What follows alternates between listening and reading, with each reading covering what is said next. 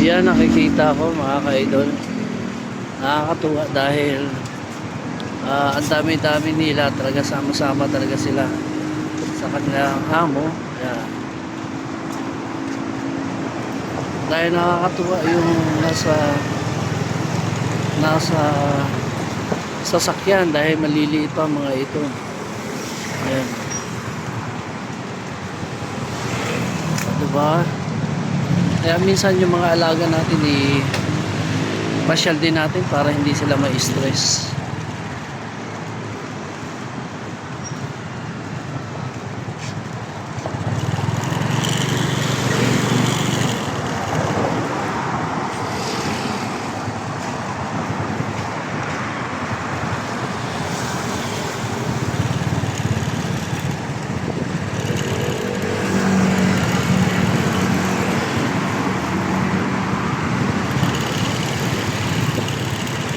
Cute nila mga ka-idol.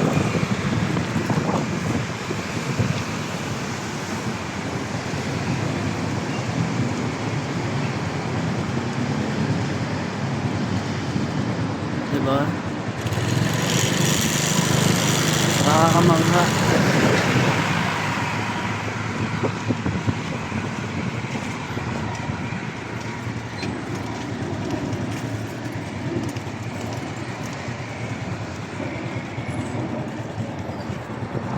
So yun lang mga ka-idol, dahil dog lover din ako, yun ang masasabi ko. So shoutout sa lahat ng mga dog lover.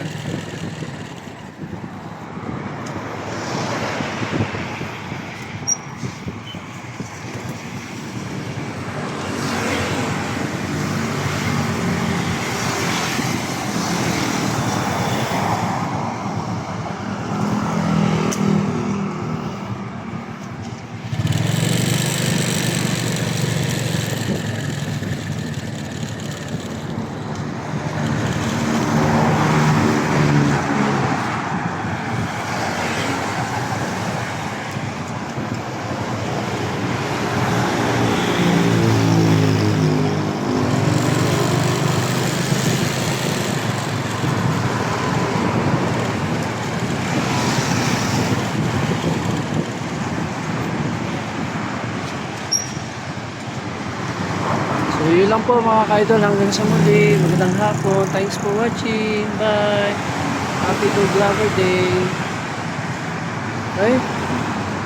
So yun lang ma-share ko sa hapon na ito mga ka-idol, mga ka-lods.